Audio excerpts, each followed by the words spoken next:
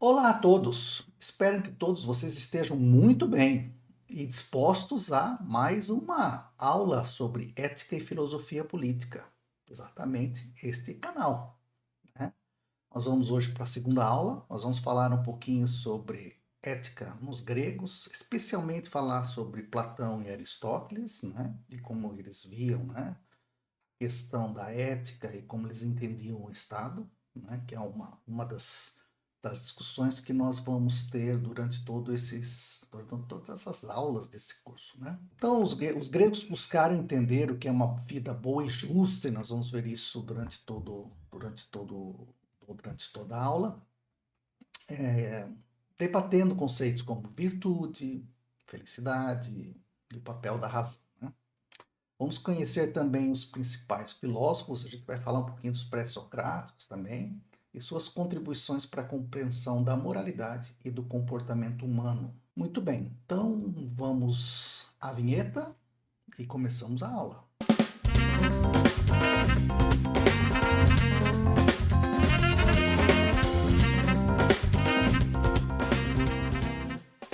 Bem, está aí a aula 2, Ética dos Gregos.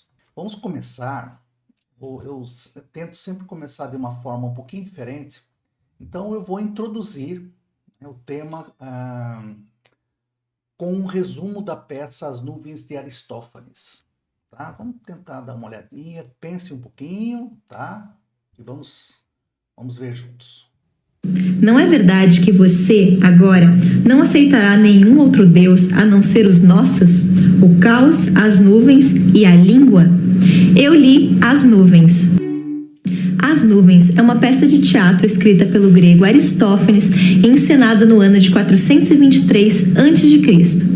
Conta a história do velho Strepsíades, um homem arruinado, cheio de dívidas, que decide frequentar a escola do Sócrates para aprender a retórica, a arte do discurso, e poder levar no papo os seus credores. Só que o Strepsíades não é lá um homem muito inteligente, então ele não chega longe nesse objetivo. Por isso, ele convence o seu filho, o Fidípides, a assumir o seu lugar na escola e aprender as artimanhas da persuasão. O Fidípides vai se tornar um monstro, ele vai ser capaz de justificar, através das palavras, qualquer ação, inclusive bater no próprio pai. Eram 3 as formas dramáticas na Grécia Antiga: a comédia, a tragédia e o drama satírico. As Nuvens é uma comédia. O Aristófanes se tornou notável pelas suas criações do gênero. Existe uma particularidade bem interessante das comédias em relação às tragédias. Elas são originais, não prestam contas a um passado histórico, mitológico, a uma narrativa pregressa.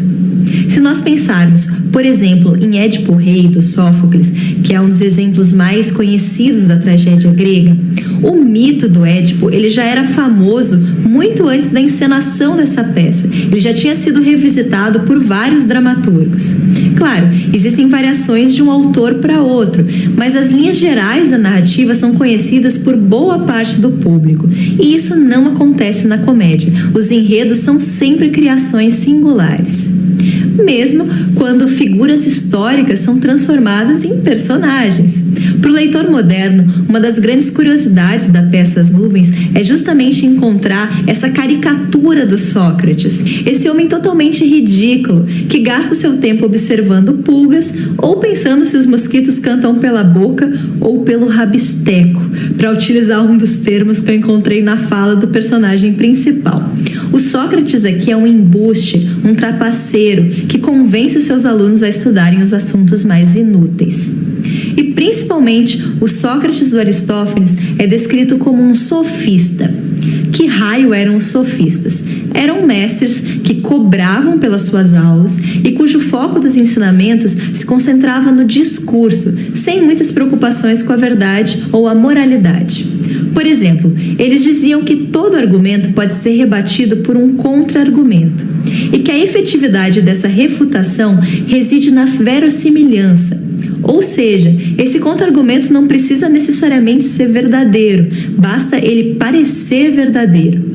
O que os sofistas faziam era relativizar a verdade e colocar como um fator determinante o ponto de vista nessa argumentação. Muito bem, vocês viram aqui alguns trechos que me interessam pessoalmente. Depois eu vou falar um pouquinho sobre o teatro grego, mas especificamente eu vou puxar alguns detalhezinhos aí da fala da Luana. Excelente canal, por sinal. O que me importa nesse trecho é especialmente a questão de você sempre estar sempre tentando camuflar, ou parte de nossos interlocutores estarem sempre tentando camuflar a verdade objetiva. Sempre utilizando suposições, sempre tentando utilizar paralelos, né? E a gente vai ver um pouquinho da questão dos universos paralelos ou das realidades paralelas em que muitos vivem, né? Mas principalmente sempre querendo chegar ou mostrar que é algo verdadeiro, ou seja, o que importa não é a verdade, é o que aparenta ser a verdade. Isso é o que mais me trouxe aqui, além que é a parte do relativismo moral, que me interessa muito, mas também a questão que vocês viram no começo do Filho de Aristófanes, que na realidade eles sempre utilizavam uma justificativa para cometer qualquer ato, seja ele o mais absurdo possível. Certo? Vamos falar um pouquinho então agora sobre o teatro grego, algumas curiosidades, né? Ele teve origem no século VI a.C. e era realizado em rituais em honra ao deus Dionísio, associado à fertilidade, ao vinho e à diversão. As peças eram encenadas por homens, mesmo quando havia personagens femininas, e incluíam música, dança e mímica. O teatro grego subdividia-se basicamente em duas modalidades. A tragédia, que valorizava aí os infortúnios dos homens e dos deuses, e a comédia, que tratava o cotidiano de uma forma bem jocosa, bem melodramática, aquele negócio todo, aquela encenação toda. A comédia antiga tinha uma existência muito ligada à democracia, pois fazia alusões chocosas aos mortos, satirizava personalidades vivas e até mesmo os deuses. A rendição de Atenas na Guerra do Peloponeso, em 404 a.C., levou consigo a democracia e, consequentemente, pôs fim à comédia antiga. E a gente vai iniciar a aula falando um pouquinho sobre os pré-socráticos. Eu não gosto muito desse termo, viu? É como mais ou menos fosse assim, aparecesse um grande filósofo nos dias de hoje e todos os filósofos antes dele passassem a ser o pré-sujeito X, né? Fica esquisito. Eu gosto mais de chamá-los dos primeiros pensadores críticos da filosofia ocidental. O vídeo é muito bom, é do Zaquel Silva, da plataforma EP, tá bom? Vamos lá. Foi na Grécia Antiga, cerca de 2.500 anos atrás, numa cidade chamada Mileto, onde hoje é a costa oeste da Turquia. Lá havia um homem muito sábio chamado Tales, considerado o primeiro de todos os filósofos gregos. Um dia, Tales se perguntou: do que tudo é feito? Qual é a composição material das coisas? E Tales respondeu: tudo é feito de água. Hoje sabemos que nem tudo é água, mas sem água não há vida. Tales não sabia, mas 65% dos nossos corpos são feitos de água. Depois de Tales veio mais um filósofo, chamado Heráclito. Ele tinha outra ideia sobre a composição das coisas. Heráclito disse: tudo é feito de fogo. Tudo está em transformação constante. Essa é a essência do mundo. O fogo é o principal agente de transformação da natureza. Foi outra sacada genial dos gregos. Muitos e muitos anos depois, a humanidade viria a entender como o fogo é fundamental para transformar a matéria. Depois de Tales e Heráclito, que entenderam a importância da água e do fogo, vieram dois outros pensadores, lá pelo ano 400 a.C. Esses dois foram ainda mais longe. Leucipo e Demócrito disseram: tudo que existe no mundo é composto de átomos. Em grego, átomo é aquilo que não pode ser cortado, é indivisível. Por causa disso, esses filósofos ganharam o nome de atomistas. A matéria do mundo, para eles, era composta de pequenos grãos, os átomos. Essa ideia de átomo proposta por Leucipo e Demócrito foi revolucionária. A humanidade demorou mais de 2000 anos para comprovar que os átomos existem mesmo, embora não exatamente da maneira imaginada pela dupla grega. Segundo a ciência moderna, átomos são sim pequenos grãos de matéria, porém divisíveis, compostos de partículas ainda menores. Uma delas, adivinha qual? Justamente o elétron, aquele que deu origem à eletrônica. Além desses filósofos pré-socráticos, a gente pode ainda citar Tales, Heráclito, né? Leucipo e Demócrito já foram citados no vídeo, mas ainda poderíamos citar Anaximandro, que foi o primeiro a afirmar que o cosmos era infinito e indeterminado. Demócrito era o cara. O nosso amigo Leucipo, mas Demócrito ele escreveu quase 80 livros que, segundo a lenda ou segundo a verdade, foram queimados, né, pelos discípulos de Platão. Mas isso é uma fofoca, né, filosófica, tá bom? Muito bem. Demócrito, o que ele afirmava? Que tudo era composto de átomos. Átomos são duas palavras gregas que basicamente significam algo que não se divide, certo? Então, ele falava que era átomos e o vazio, né? Olha que coisa sensacional. Hoje a gente sabe que o átomo se divide, mas, vamos falar sério, são 2.500 anos ou mais atrás isso foi dito, né? E aí você vê o Anaximandro falando que o cosmos era infinito e indeterminado. Isso que coisa louca, que coisa sensacional, gente. E nós passamos aí quase 1000 anos, né, achando que o mundo era um só, né? Nós tínhamos só o planeta Terra, a Lua, nada mais do que isso. As estrelas, nada mais do que isso.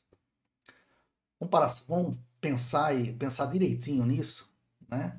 Como que a gente pode... isso não quer dizer muita coisa. Por exemplo, Demócrito é da mesma época de Platão, tá? E a gente vai ver, talvez não, mas aqui eu já falo para vocês que Aristóteles também acreditava que o planeta Terra era um só, etc., com várias camadas, etc., e enfim. Então vocês veem o quanto que esses chamados pré-socráticos, para mim, são os primeiros pensadores realmente críticos, né? O quanto essas pessoas tinham uma capacidade de pensar, né? E de tentar ver além do sensível, né? Que a gente vê no dia a dia, porque era só o que eles tinham para fazer, ver, só observar. Muito bem. A gente poderia também citar, depois da Anaximandro, Anaxímenes, que acreditava que a substância vital seria o ar. E aí a gente vai ver vários falando sobre isso, né? Um ar, outra água, etc. No caso diferente de Tales de Mileto, que acreditava que era água, como a gente viu no vídeo. Acrescento à lista Parmênides, que foi defensor do monismo, né? O qual defende a unidade da realidade como um todo. Ou seja, a existência de um único tipo de substância ontológica, como a identidade entre mente e corpo. Tá? Ontológico é a substância do ser, o que é, né, na realidade é o que eu sei, por exemplo.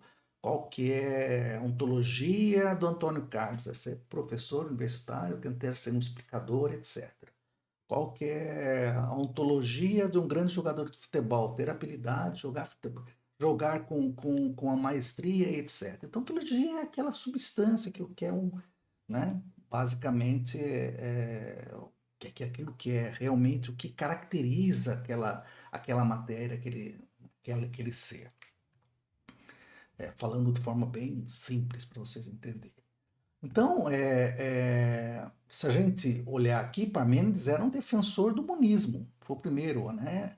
O monismo nada mais é falar que corpo e mente estão juntos, né? Eles não se dividem, eles não podem ser considerados de forma separada. E, portanto, eles tinham uma origem única, eterna, indivisível e imutável. Isso, Parmênides é um dos grandes pensadores até hoje, porque ele vai sempre dizer que tudo é imutável, que não muda, o que vai gerar aí uma certa discórdia, né? Porque Heráclito vai falar exatamente o contrário, que tudo se transforma. Vamos falar um pouquinho depois sobre ele. A gente não pode deixar de citar também Pitágoras, que foi um divisor de águas na filosofia, o qual criou a escola pitagórica e deu início aos estudos mais sistemáticos da matemática. Então vamos lembrar do teorema de Pitágoras, né? O quadrado da medida da hipotenusa é igual à soma dos quadrados das medidas dos catetos. O cara fazia isso há 2.500 anos atrás. Além de ter desenvolvido conhecimentos em várias outras áreas, como astronomia, música. A música era espetacular o que ele desenvolveu. Literatura, filosofia, tá? Provavelmente essa palavra foi desenvolvida ou cunhada por ele.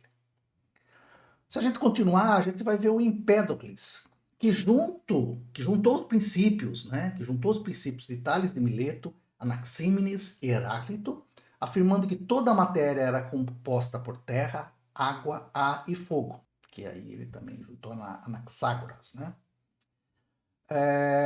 Este último, Anaxágoras, era diferente, né? Diferente ali de Parmênides, ele era um pluralista, assim como foram Empédocles, Demócrito e Leucipo. Então, você tem os monistas e tem os pluralistas. E esses propuseram que a origem do universo estava em vários elementos e não somente em um, diferente da querela deixada por Parmênides, né? Nosso monista. Então, esses filósofos foram muito importantes para o desenvolvimento dos primeiros conceitos, né, pré-científicos. São tão importantes, né, que foram os primeiros a falar que o cosmos era infinito. Foram os primeiros a falar que a matéria era composta por átomos. Isso, pensem bem, 2.500 anos atrás. E nos dias de hoje, a gente ainda fala de terra plana, muita gente ainda fala de terra plana, né? Uma coisa que realmente tem um sentido sociológico que a gente vai poder discutir lá mais para o final das aulas do curso, mas que realmente é difícil de a gente entender à luz do conhecimento que nós temos hoje. Bom, mas esses primeiros pensadores, eles se pautavam no estudo da natureza e do cosmos, em oposição às explicações míticas e religiosas que existiam na época. A filosofia mesmo, com conhecimentos estruturados, inicia-se com Platão. Muito bem, aqui tem uns principais pontos do mapa mental de Platão. Eu gosto muito, parece até uma coisa bem básica, mas é legal porque eu tento colocar as ideias principais, depois eu vou desenvolvendo essas ideias de uma forma um pouquinho mais estruturada e um pouquinho mais aprofundada, certo? O objetivo do curso não é formar filósofos, é a gente tentar entender contextos, né, em que a ética, né, ou as principais éticas, elas foram desenvolvidas e como que isso impacta os comportamentos hoje, nos dias de hoje, né? Então vamos voltar aqui a Platão. A gente vê que, por exemplo, Platão fala sobre o mito da caverna, e aí ele faz uma separação entre o mundo sensível em que vivemos e o mundo das ideias. Se vocês olharem aqui um pouquinho mais para baixo, a gente vai ver que o mundo das ideias para ele era onde você conseguia, né? Onde você tinha a capacidade de desenvolver pensamentos. Era um mundo que era transcendente ao corpo. É mais ou menos isso para vocês entenderem. E aí eu vou falar um pouquinho mais sobre isso, mas na prática era um mundo, esse mundo das ideias era um mundo perfeito, imutável, eterno, em que você tinha que ter, né, uma reflexão crítica sobre né? Sobre tudo que você tinha conhecimento, portanto, a razão ela tinha aí uma lógica implícita. E sim, Platão tinha um quê de Parmênides em sua teoria. E ele diferenciava esse mundo das ideias, que para ele era um mundo perfeito, onde tudo se criava nesse mundo das ideias. E aí pela primeira vez a gente ouve falar em alguma coisa que estava ligado à alma, né? Por quê? Porque era eterno, era perfeita, era imutável. Então a primeira ideia de alma aparece no mundo das ideias de Platão. Não por acaso Platão foi seguido, por exemplo, por Santo Agostinho na Idade Média. Foi seguido em algumas ideias. E esse mundo das ideias para Platão era diferente do mundo sensível, que era um mundo em que nós vivemos, né? Que era um mundo imperfeito, mutável, passageiro, né? Era cópia no do mundo ideal, era uma cópia, mas era uma cópia imperfeita, né? Em que você tinha os sentidos, né? Os sentimentos, né? Tudo que você vê, as coisas, etc. E sim,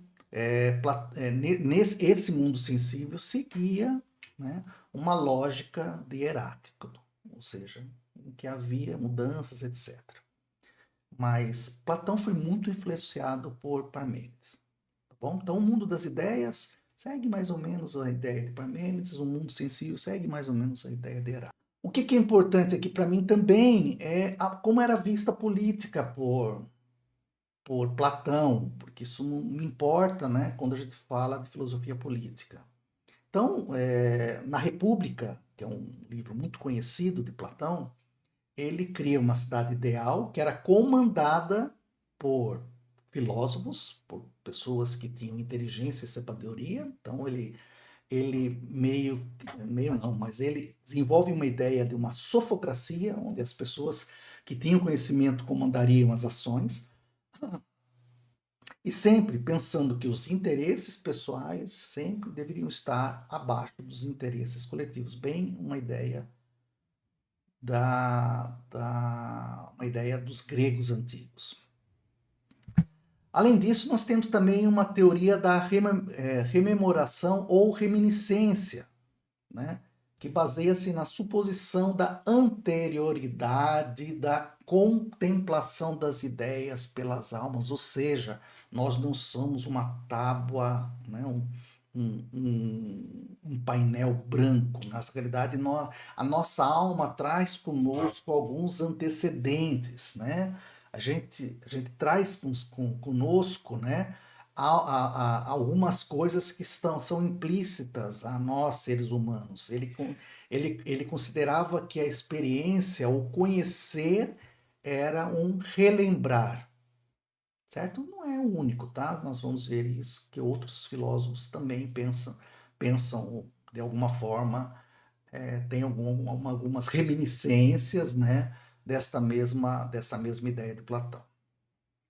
Também a ideia do demiurgo, que pela primeira vez, né, é uma ideia de uma espécie de Deus. Deus é uma espécie de Deus que comandava todo o mundo sensível, todas as coisas do mundo sensível. Ou seja, tudo que há aqui embaixo, você tinha um demiurgo, ou seja, uma criatura superior, que é a primeira noção de um Deus único que tomava. Primeira não, se a gente olhar lá na antiguidade, vai ver algumas coisas meio parecidas, mas assim, Deus único, tipo com uma estrutura de monoteísmo, né? Ela é a primeira vez citada ali por Platão. Pelo menos o mais conhecido que citou isso foi Platão. Muito bem. E também, Platão usou muito das ideias e usava Sócrates como um grande personagem de boa parte dos seus diálogos, certo? E boa parte também dos valores que Sócrates deixou durante sua estada, né, aqui no nosso querido planeta. Muito bem, vamos para a próxima. E aqui, rapidamente, eu peguei um videozinho, porque eu acho que os vídeos, eles explicam legal, a gente fala, mas muitas vezes fica aí o vídeo, as pessoas meio que acordam e prestam um pouquinho mais atenção. Então, vamos dar uma olhadinha aqui sobre o vídeo em relação ao mundo sensível e às ideias de Platão. Vamos dar uma olhada. Olá! Você já ouviu falar em Platão? Um dos filósofos. Olá! Você já ouviu falar em Platão? Um dos filósofos mais conhecidos do mundo. Conhecer a teoria das ideias de Platão é importante para quem não conhece. Por exemplo, o mito da caverna. Ele falava sobre prisioneiros que viviam acorrentados numa caverna. Eles passavam o tempo todo olhando para a parede dos fundos, que era iluminada pela luz de uma fogueira. Nessa parede eram projetadas sombras de estátuas que representavam as pessoas, os animais e os objetos, mostrando cenas do dia a dia. Platão entendia que o ser humano tinha uma visão distorcida da realidade, representada no mito. Os prisioneiros somos nós, que enxergamos e acreditamos em imagens criadas pela cultura, conceitos e informações que recebemos durante toda a vida. A caverna simboliza o mundo, pois nos apresenta imagens que não representam a realidade. Só é possível conhecer a realidade quando o ser humano se liberta das influências culturais e sociais, ou seja, quando saímos da caverna. Platão estava em busca do conhecimento. Era um idealista que acreditava na possibilidade de se alcançar a verdade. O filósofo dividiu o mundo entre o inteligível e o sensível. Platão acreditava na existência de 4 tipos de conhecimento: crença, opinião, raciocínio e indução. Para ele, crença e opinião eram descartadas pela filosofia, por não serem concretas. Já o raciocínio e indução, segundo ele, são as formas de se fazer filosofia. Essa forma de pensar de Platão ficou conhecida como teoria das ideias, ou teoria das formas. Até a próxima. Muito bem. Então, vamos continuar aí, ó. Então, vamos repetir um pouquinho. Para Platão, então, o mundo sensível, eu vou tentar explicar aí com exemplos depois, é um mundo terreno, aquele que nos toca, que vemos, que sentimos. Portanto, é o nosso mundo cotidiano da realidade, tá? Platão acreditava que as coisas sensíveis não são passíveis de conhecimento, que estão em constante movimento. Lembra-se de Heráclito? E que o conhecimento que obtemos através dos sentidos é enganoso. E aí vocês percebem que ele dá uma importância muito maior para o mundo das ideias do que para o mundo sensível. Tá? Porque ele acredita que os sentidos nos enganam. É a primeira referência sobre isso. E realmente, os sentidos nos enganam. E muitas vezes. O mundo das ideias, né, por outro lado, é um mundo inteligível, onde os seres são ideias imutáveis, que correspondem às essências das coisas sensíveis. Platão acreditava que as ideias são abstratas, não materiais, eternas e imutáveis, e que têm um maior grau de realidade do que o mundo material. Ele também acreditava que as ideias são anteriores às próprias coisas, que é a teoria da reminiscência. Por exemplo, a ideia da cadeira é anterior à existência das cadeiras particulares. Tudo bem? Muito bem, então vamos aqui tentar fazer uma explicaçãozinha aqui, usando cachorrinhos, para ver se de repente a gente consegue explicar um pouquinho melhor. Então, o mundo das ideias, nós temos aqui, constituído por ideias imateriais, imutáveis e perfeitas. Então, você tem uma ideia da forma do cachorro. E o mundo sensível é onde você tem todos os tipos de cachorros, etc. Portanto, esse mundo sensível ele é constituído por objetos particulares, materiais, mutáveis e imperfeitos. Então, a gente pode ver no exemplo dos cachorrinhos. Então, eu falei para vocês, tem um cachorrinho que tem uma forma, né? E aí você vê o cachorrinho. E mesmo que o cachorrinho não esteja lá daqui a 5 minutos, a imagem dele ainda estará com você.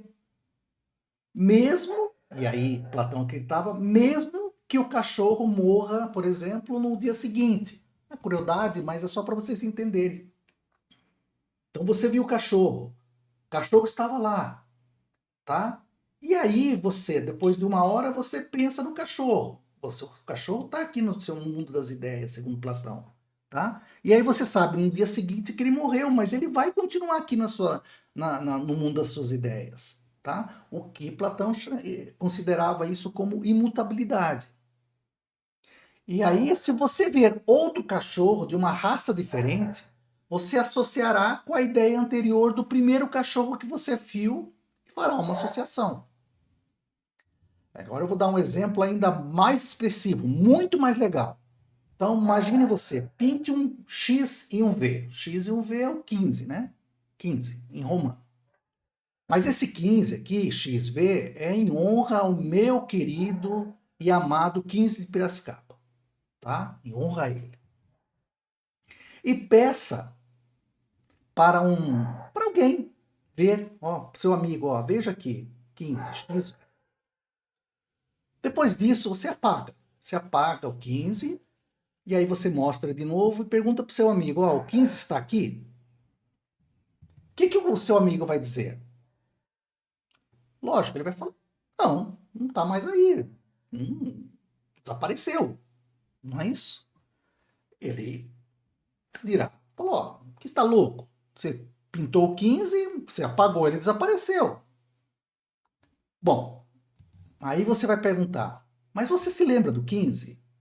Aqui na minha mão? Ele vai falar, sim, eu me lembro. Você pintou um X e um V, um 15 em romano. Muito bem. Desta forma, o 15, né, o XV, não desapareceu. Ele se transformou em uma ideia. E mesmo que você pinte um 15 com o número 1 e o número 5, né, números arábicos, a forma será relacionada. E você ainda terá a ideia dos números consigo. Trocando em miúdos, esse número 15, ou XV, ou 1 e 5, não está mais no mundo sensível, mas no mundo das ideias. E ele não desaparecerá mesmo que você morra. Essa é a primeira ideia de alma que terá impacto no cristianismo. E aí a gente vai ver que durante isso a gente vai começar a fazer, né, interlaçamentos entre essas ideias. Então, quando eu estou falando do mundo das ideias e do mundo sensível de Platão, não é à toa, não é só para vocês saberem filosofia. É para vocês começarem a fazer conexões com outras épocas, né? E para saber como que a moral e a ética ela vai sendo concebida, né? Quando você tem também outras muitas variáveis, como, por exemplo, a política e a religião, como ela é concebida, como ela é arranjada, como ela é desenvolvida durante a história até os dias de hoje. Parece só teoria, mas vocês vão ver que nem a prática, até porque esse conceito de alma de Platão, ele vai ressurgir mais à frente e Platão passa a ser um dos grandes pensadores do cristianismo, pelo menos durante muitos séculos, certo? Muito bem. Então, e aí? A gente falou do mundo sensível, a gente falou do mundo das ideias, a gente falou também do mito das cavernas. Tá? A gente, inclusive, explicação, tá? Mas eu vou explicar de novo e vou tentar buscar esses pensamentos da caverna de Platão para os dias de hoje. Tá? Vamos tentar. Vamos lá. Bom, Platão desenvolveu essa teoria das ideias para explicar como o conhecimento do senso comum se opõe ao conhecimento do senso crítico. E aqui vale uma ressalva. Toda vez que alguém falar em bom senso, tomem cuidado. Nem sempre o bom senso é o que é correto.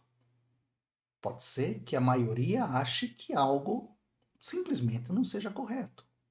Se você fizesse, por exemplo, na época do nazismo, se você fosse perguntar para os alemães, eles possivelmente, quando a Alemanha estava ganhando a guerra, durante a Segunda Guerra Mundial, possivelmente a maioria da população, mas não todos, aprovariam. Falam, não, está certo, nós estamos num caminho bom, tal, né? Nós estamos ganhando a guerra, mas estamos matando judeus, não é um feito colateral, não é? Então, esse seria um senso comum, possivelmente, porque a maioria acreditava naquilo. Então, o senso comum nem sempre é o certo, nem sempre é o correto. Tá? Agora, o senso crítico ele é pautado em argumentos, muitas vezes na ciência. E aí a coisa é um pouco diferente. Tá bom? Então, essa diferenciaçãozinha entre senso comum e senso crítico aqui. E, segundo Platão, o conhecimento verdadeiro é o conhecimento das ideias, que é obtido pelo intelecto. Ele usou o mito das cavernas para tentar explicar a teoria das ideias. Assim, se vocês me permitirem aqui uma licencinha poética, eu vou tentar expor alguns pensamentos sobre este mito. Então vamos lá. A sociedade contemporânea, a nossa sociedade contemporânea, encontra-se aprisionada em uma versão atualizada da caverna descrita por Platão. Isso nada mais atual do que isso. Vivemos imersos em corpos e sentidos que, segundo o filósofo, Platão, nos fornecem percepções distorcidas da realidade, como sombras projetadas em paredes ou ecos que confundem nossos ouvidos, a nossa percepção. Essas ilusões simbolizam o conhecimento superficial e as opiniões dogmáticas que aceitamos como verdades absolutas, que muitos aceitam como verdades absolutas, sem questionar sua origem ou validade. A preguiça intelectual, intensificada pela comodidade das tecnologias digitais, tornou-se um traço marcante de nosso tempo.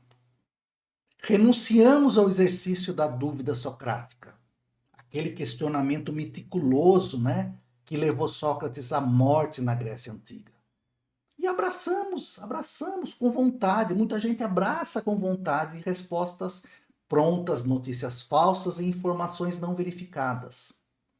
A política, o debate coletivo e até a preservação ambiental perderam relevância para indivíduos que priorizam interesses pessoais imediatos.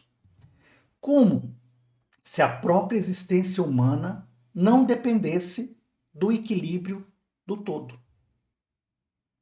As redes sociais, elevadas a altares do ego, perpetuam essa dinâmica. Nelas expõe-se uma felicidade fabricada, enquanto a profundidade das questões existenciais e sociais são substituídas por superficialidade. A ignorância não é só tolerada, mas celebrada, que é pior. Quem ousa desafiar esse conformismo, recusando-se a permanecer acorrentado às sombras da caverna, é tido como excêntrico ou irracional.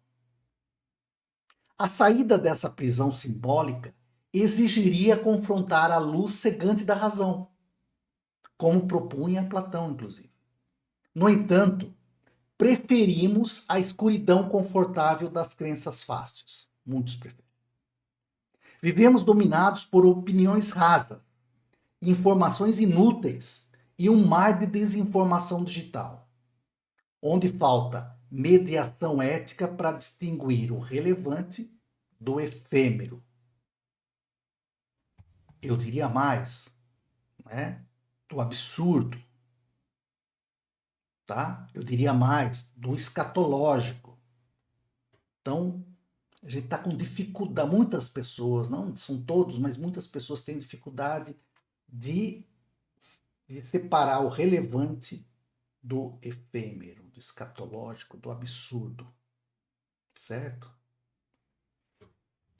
Assim como os prisioneiros da alegoria, muitos não percebem que são massa de manobra, manipulados por algoritmos e discursos vazios. E tudo isso tem uma lógica por trás disso, que na realidade é você subverter a verdade objetiva, A partir do momento que você coloca nuvens por cima de uma verdade absoluta, uma verdade objetiva, desculpe, uma verdade objetiva, a partir do momento que você mascara essa verdade, tudo é muito mais fácil de manipular. Certo?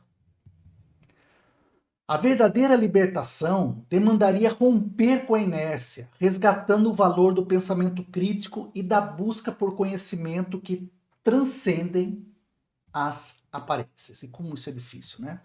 Você conseguir passar por isso, transcender essas aparências e buscar, né, sempre o pensamento crítico. E é óbvio, gente, que essa dificuldade de a gente entender onde está essa verdade objetiva, de você tentar buscar, de alguma forma, analisar diversos discursos com ideologias diferentes e buscar dentro dessas ideologias o que talvez fosse o melhor para o mundo, o melhor para os nossos filhos ou para os nossos netos. Certo? Mas alguns discursos são claramente distorcidos, claramente escatológicos. Quando você defende, por exemplo, destruir o meio ambiente, isso só serve a algumas pessoas, gente. Né? E o que me apavora é ver pessoas que têm capacidade crítica, que têm condições de analisar isso, se entregar a uma ideologia e perder essa capacidade. Pelo simples fato de acreditar que defender o meio ambiente significa aceitar uma ideologia diferente da dele. O que me parece absurdo, porque a partir do momento que você destrói o meio ambiente, você destrói o mundo, você destrói, você torna o mundo muito pior para as próximas gerações. E na prática a gente está vendo que a gente está tornando o mundo pior para as nossas próprias gerações. Para mim, para pessoas mais velhas que eu e pessoas mais novas que eu, esse mundo está se tornando pior. Não só em termos de clima, mas também em termos de relacionamentos pessoais. Muito bem, então vamos continuar aqui. A gente tem que entender também, aí a gente vamos dar uma pausada aqui em toda essa parte mais pesada do pensamento crítico. Vamos tentar agora entender um pouquinho da questão do Platão. Platão, como ele enfrentou o impasse entre as ideias dos filósofos que vieram antes de Sócrates, que a gente comentou, foram os primeiros pensadores. A gente vê que Parmênides acreditava que tudo era imutável, já falou isso. E Heráclito acreditava na mutabilidade da matéria. Lembra da frase lá? A gente não pode entrar duas vezes no mesmo rio, porque o rio ele é diferente, né? O rio que você pisou pela primeira vez não é o mesmo rio que você pisa pela segunda vez. Portanto, o rio ele é mutável, segundo Heráclito, tá? Portanto, ele está sempre em movimento. Então, para tentar juntar as duas filosofias, Platão resolveu propor uma ontologia dualista. E aí eu vou repetir de novo, tentar explicar para vocês que ontologia é a parte da filosofia que reflete a respeito do sentido abrangente do ser. Então, por exemplo, o que mais caracteriza Trump, Maduro, Lula, Milei e outros, né? O que mais caracteriza eu ou qualquer pessoa que esteja assistindo? O que mais caracteriza a gente? Então, é o sentido que a gente chama de sentido ontológico. Então, ele tentou essa ontologia dualista. Então, ele propõe que a teoria das ideias ou das formas, segundo a qual havia uma dualidade do ser, o mundo inteligível e o mundo das ideias, das formas, e aí ele é mais ou menos assim. Ele tenta juntar o mundo das ideias, deixa eu tentar aqui, o mundo das ideias, que na realidade se referiria à essência, ao intelecto, às ideias perfeitas, e ele confrontaria isso com o mundo sensível, que é o nosso plano terreno. E aí a pergunta que ficaria é: como que ele atingiria então o conhecimento? E aí ele propõe que você sairia do sensível em direção ao inteligível, em si e por si. No pensamento platônico existe o belo por si mesmo, o bem em si mesmo, o justo em si mesmo. Portanto, Platão é considerado um idealista. Assim, poderia tecer alguns comentários. Primeiro, como sair do mundo material para o mundo inteligível? Através da dialética. Seria, no sentido platonista, é o processo de diálogo, do debate entre interlocutores comprometidos com a busca da verdade. Então, a dialética ela é proposta por Platão. A maiêutica é proposta por Sócrates. A maiêutica é você ir fazendo perguntas para que a conversa entre duas pessoas se torne uma conversa construtiva. A partir do momento que você vai perguntando, você vai acrescentando novas respostas e essas novas respostas podem ir se transformando num processo em argumentos, certo? Ele constrói argumentos à medida que faz uma série de perguntas e reflexões ao mesmo tempo. Muito bem, então, dialética, Platão. Vamos lembrar, vou voltar a Platão aqui.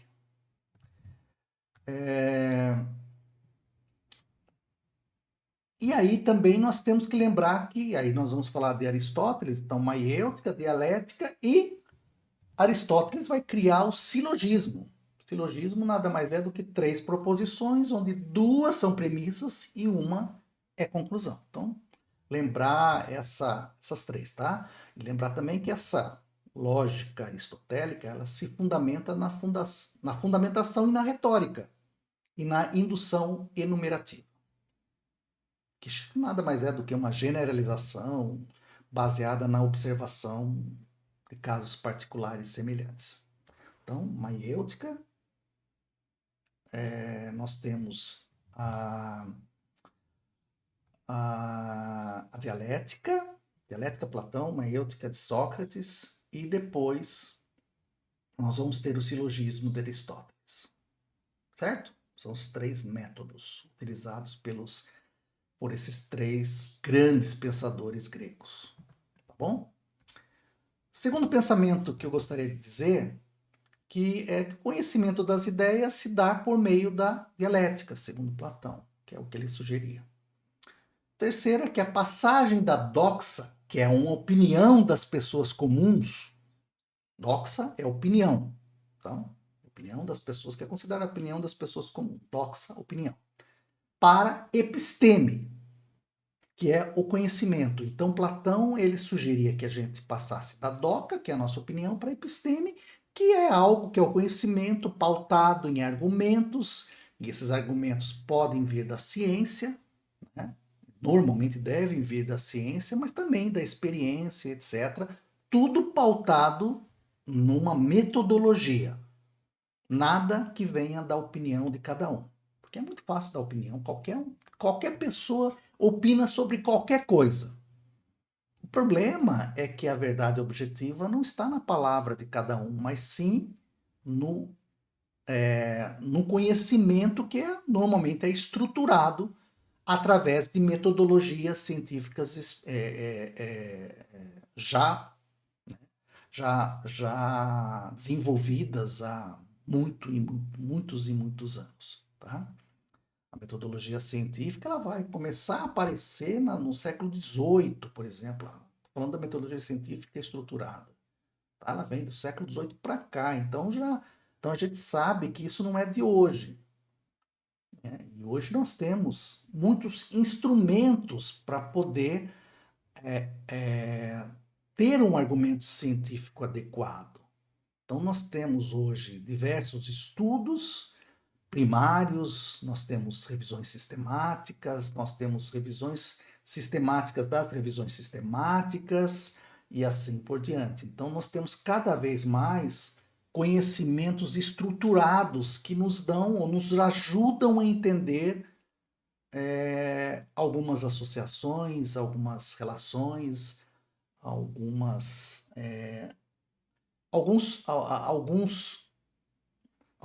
técnicas que podem melhorar a vida das pessoas, algumas formas de intervenção, seja na educação, na saúde, etc., etc., que tornam a vida das pessoas melhores. Tá? Mas isso tudo leva consigo toda uma metodologia, vou repetir pela 5ª ou 6ª vez. Não dá para a gente fazer de qualquer forma. Não é uma postagem do WhatsApp, ou não é uma opinião de um médico X que permeia, o que baseia, o que evidencia uma verdade objetiva. Mas sim o ajuntamento, o conjunto de informações que nós temos sobre um determinado tema pautado na ciência. Certo? Muito bem, então, desta forma, Platão separava a doxa da episteme. Mais uma vez, tá? Então, e aí a gente vai lembrar que a episteme, normalmente, ela é uma racionalidade objetiva. Tá? A partir de um conjunto, como eu repito mais uma vez, um conjunto sistematizado de análises e informações. Bem, além disso, eu gostaria só de colocar esse vídeo, tem que tomar um pouco de cuidado, porque esse vídeo, não se preocupem se a pessoa é de esquerda, tá? É uma deputada de esquerda, mas não, tente, na medida do possível, relevar essa questão, tá? Eu quero que vocês entendam o que ela disse, qual foi a mensagem que ela enviou para um outro deputado, que exprime bem o que é doxa e o que é episteme nos dias de hoje. O deputado começou dizendo: a minha opinião, Deus fez o homem e a mulher. A opinião do deputado não importa, não interessa. Ninguém liga para a opinião do deputado. O deputado que manifeste a opinião dele na casa dele, nos espaços dele. O parlamento não deve ser conduzido pela opinião ou pela moral das pessoas. O parlamento deve ser conduzido pelas necessidades populares, pela Constituição, pela legislação e pelo interesse do povo, e não pela opinião de um deputado ou de outro, que tem audácia em falar em liberdade individual para defender o armamento, mas quer invadir a liberdade individual de pessoas decidirem com quem elas querem casar, com quem elas querem amar, com quem elas querem se deitar. O nível da hipocrisia é tamanha que aí, para defender armamento, preza-se, invoca-se o discurso da liberdade individual, mas para defender a liberdade da vida, para defender o direito constitucional ao casamento, para defender o direito à família, aí dane-se a liberdade individual. Muito bem, então, mais uma vez, né? Aqui, mais ou menos, aí vocês percebem que, tirando a parte mais, né, mais pesada, sentimental da deputada, ali ela está dizendo o seguinte: a opinião do deputado, ele vale, mas dentro de um contexto, de uma discussão dentro do Congresso. Não sei se vocês conseguem entender isso. Então, cada um pode ter a sua opinião, né? Opinião, um deputado com X, Y, Z, cada um tem a sua opinião. Só que essa opinião, ela deve ser expressada dentro de um contexto pautado no que é correto. Ou seja, minimamente pautado no que é o certo. E esse o certo, né? Quando você é um deputado, você tem 2 dezenas de assessores. E esses assessores, eles são pagos para buscar as informações necessárias e sustentar os discursos dos deputados, que deveriam se pautar em coisas corretas, em coisas que são saudáveis e são salutares, é a mesma coisa, né? Mas no caso são importantes, são que de alguma forma contribuam para a sociedade. E não trazer discursos que na realidade só aumentam, só inflamam, né, e acirram posições entre lados ideológicos. Isso em nada contribui para a democracia, se é que nós queremos a democracia pelo jeito, né? Isso é importante a gente explicar, tá? Toda vez que um deputado vai à tribuna, ele deve pautar suas opiniões em algo que seja construtivo. E lá só para criticar o outro lado ideológico, me parece que não tem muita contribuição, né? E aí não importa se o deputado é de esquerda ou de direita, vale para os dois lados. E aí eu poderia ainda acrescentar que essas decisões pautadas na doxa, na opinião, e muitas das decisões do Congresso atual estão sendo pautadas em doxas, e não só em opiniões, mas crenças de grupos parlamentares, isso só, né, torna o mundo um mundo pior. Porque a partir do momento que você, com a sua opinião, com a sua crença, com o seu grupo, estabelece uma relação de poder onde a maioria no Congresso decide o que é melhor para eles e não para a sociedade ou para o bem-estar das pessoas, a gente vai acabar tendo problemas. Então, se você tem uma bancada religiosa, a gente vai falar da frente parlamentar mais para frente, mas se você tem uma bancada que a gente chama de bancada de Deus, ou bancada da bala, ou etc., e essas bancadas, elas estão ali única e exclusivamente para defender os interesses dos membros daquela bancada, o sentido de você ter um parlamento acaba se perdendo, porque a gente tende a discutir o que é melhor para todos, certo? Essa é a lógica. Essa é uma questão ética. E ponto. Eu acho que eu não deveria falar muito mais do que isso. Só que mais do que eu dizer isso, eu vou tentar, todas as formas, usar argumentos para que isso seja definitivamente, né? O que eu quero é que esses argumentos sejam utilizados para que as pessoas reflitam sobre suas opiniões e busquem o conhecimento, a episteme, dentro de um contexto de evidências. Certo? É isso que eu sempre busco. Ou seja, se você recebe uma mensagem no WhatsApp, minimamente você desconfia que tem alguma coisa de errado, dá uma olhadinha. Nós temos lá dezenas de sites que verificam se é verdade ou não. Tal do verificador de fake news. Dá uma olhadinha, não custa nada. Você vai gastar 10 segundos da sua vida e você não vai propagar mensagens erradas, mensagens incorretas, que só tornam o mundo pior. Falei isso várias vezes porque na prática é nisso que eu acredito. Muito bem.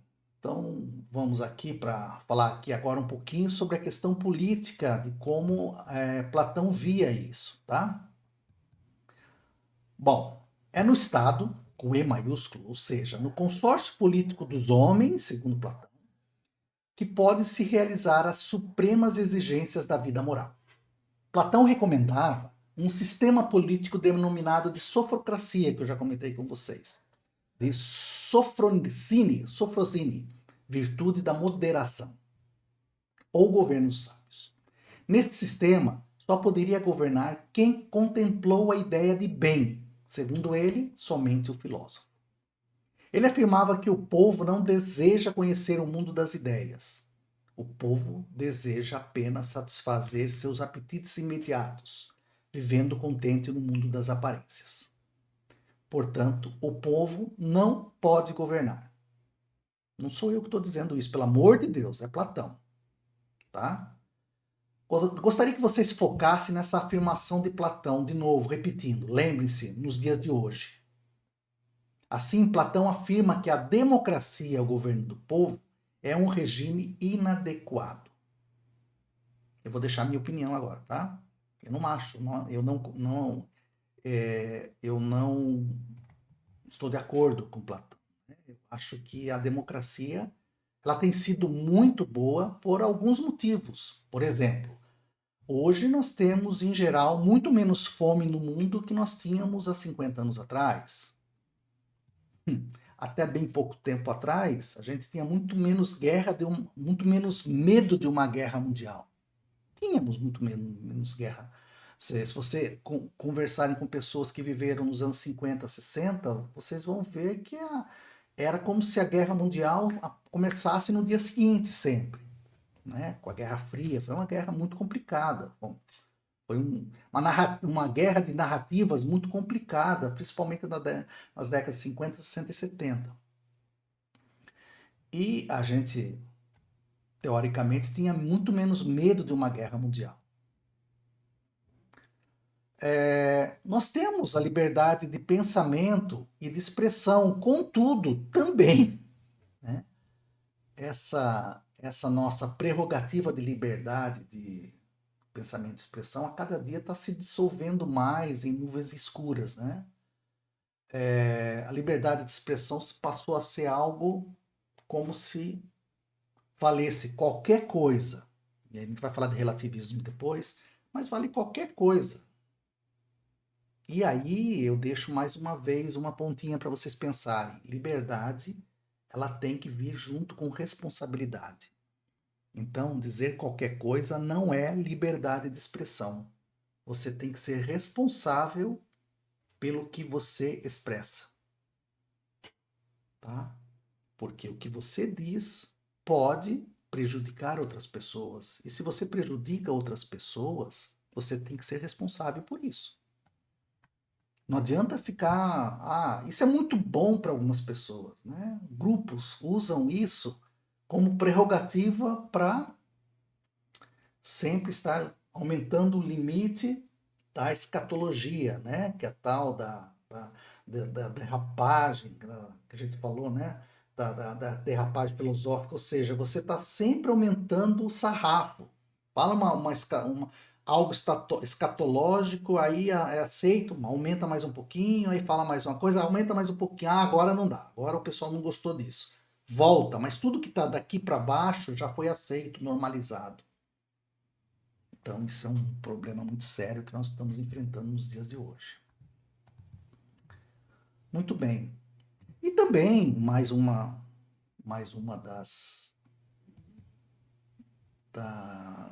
do que a gente pode dizer que é bom, não, que a democracia trouxe de bom para a gente, é a possibilidade maior que a gente tem de ir e vir quando a gente quiser. Então, a liberdade nos dá isso. Mas ela também traz outros problemas, né? A democracia, ela permite que também as pessoas se expressem de forma errada, que usem dessa liberdade para cometer atrocidades e assim por diante. Isso é um assunto para as próximas, né? Então a gente volta a Platão e ainda a gente pode dizer que ele acreditava que os sentidos e habilidades poderiam indicar a melhor profissão de uma pessoa na sociedade. E nós vamos ver depois Aristóteles e vocês vão ver que a ideia básica da natureza ela se perpetua no cristianismo por outros objetivos. Então não pense que isso é só teoria. Então vamos lá. Então você tem a razão para os que mandam, que são segundo ele, os governantes filósofos. A emoção para os que apoiam, que são os guerreiros. E os instintos para os que obedecem, os trabalhadores. No livro A República, Platão discute o conceito de justiça como um valor absoluto. Ou é justo ou injusto. Há inclusive um diálogo entre Sócrates e o sofista Trasímaco, em que este insinua que as pessoas acreditavam no certo ou errado apenas por terem sido ensinadas a obedecer às regras da sociedade. É interessante você ver a moral como algo que não deveria ter alguns mínimos princípios universais. Ele vai ser trazido depois por Nietzsche e por Schopenhauer, por exemplo, e nós vamos até conversar sobre isso. Mas eu, pessoalmente, não concordo com isso, tá? Então, vamos deixar bem claro. Continuando, no entanto, Trasímaco afirmava que essas regras não passavam de invenções humanas, regras morais, né? E que a justiça deveria servir aos mais fortes, a classe dominante. O recorte que trata especificamente da tese de Trasímaco, tese 1, afirma que a justiça não é outra coisa senão a conveniência do mais forte. Tese 2, cada governo estabelece as leis de acordo com sua própria conveniência. Tese 3, de fato, a justiça e o justo são um bem alheio, que consiste na conveniência do mais forte e do governante, e que é próprio de quem obedece e serve ter prejuízo. Eu gostaria de saber se vocês concordam com Trasímaco. Coloquem aí nos comentários, tá? Minha opinião, tem muita coisa aqui dita nesse trechinho que condiz, sim, condiz com a verdade. Muito bem. Chegamos ao fim da aula sobre a ética nos gregos, explorando as raízes nos pré-socráticos e o florescimento em Platão. Então nós abordamos essa parte, haverá uma outra aula que a gente vai falar de Aristóteles. Lembre-se, os pré-socráticos, como Heráclito, com seu conceito de logos e harmonia no fluxo constante na vida, ou Parmênides, com a busca pela verdade imutável, lançaram as bases para uma ética ancorada na compreensão do cosmos e da razão. Eles nos convidaram a refletir sobre o que é permanente em um mundo em mudança. Platão, por sua vez, que foi o foco da minha aula, elevou isso à esfera das ideias perfeitas, do mito das cavernas, com sua teoria das formas e a visão da república, onde a justiça surge da harmonia da alma e da sociedade, guiada pelo filósofo rei. Sua ética nos lembra que a virtude não é relativa, mas um caminho para o bem supremo. Em resumo, esses pensadores gregos nos ensinam que a ética não é mera abstração, como eu já venho repetindo, mas uma ferramenta para viver bem. Que tal aplicar essas lições no dia a dia? Reflitam. Como a razão e a justiça podem guiar suas escolhas? Portanto, obrigado pela atenção e até a próxima aula sobre a ética nos gregos, aí com ênfase em Aristóteles. Tá? Se vocês quiserem me seguir nas redes para acompanhar as próximas aulas, os próximos conteúdos, fiquem à vontade. Se quiserem se inscrever no canal, se acharem adequado se inscrever no canal, agradeço. Muito obrigado a todos.